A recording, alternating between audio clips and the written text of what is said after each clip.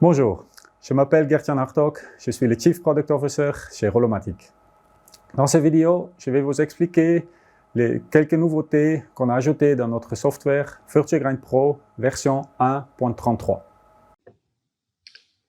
Dans VirtuoGrind Pro version 1.33, on a quelques simplifications concernant les préparations de barreaux. Pour vous montrer cela, je vais commencer à programmer une fraise avec le wizard, une fraise droite tout simple, dedans 4 mm en diamètre, 8 mm en longueur. Et imaginez maintenant que cette fraise qu'on doit produire, on a pour cette fraise des barreaux de diamètre 6 qui ne sont pas préparés auparavant. Donc pour faire une fraise de diamètre 4 là-dedans, il faudra ajouter une préparation de barreaux.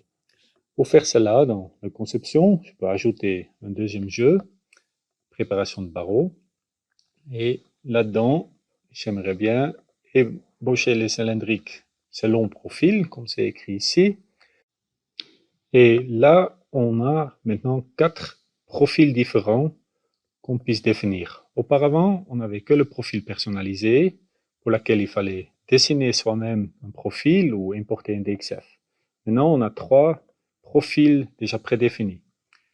Le profil avec cœur renforcé nous correspond bien à ce qu'on a besoin. Donc, si maintenant j'ajoute, je veux faire une section, donc tout ce profil-là, j'aimerais meuler en peeling avec cette meule ici.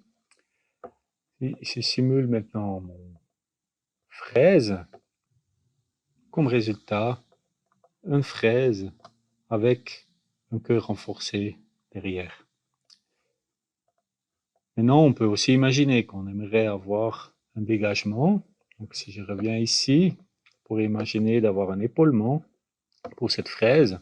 Donc là, on a le profil prédéfini qu'on devrait adapter un petit peu à notre cas. Donc, on va dire qu'on commence à 10 mètres de 4. On va avoir un épaulement de 3,6 mm. On peut commencer après la partie coupante.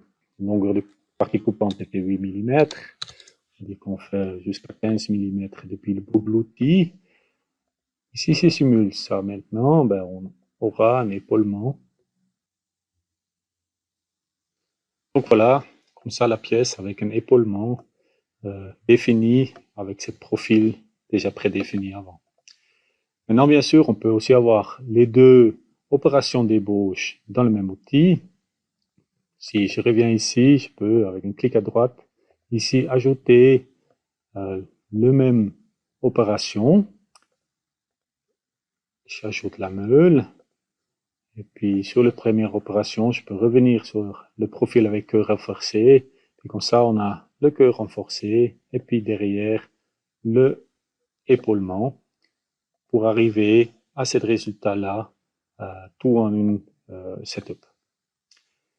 Le épaulement à double cône, je vous montre un exemple. Donc, ça correspond à cette image ici, où on a un épaulement derrière le parti coupant, et puis 2 angles de cône différents, quelque chose qui est souvent utilisé pour des micro-outils.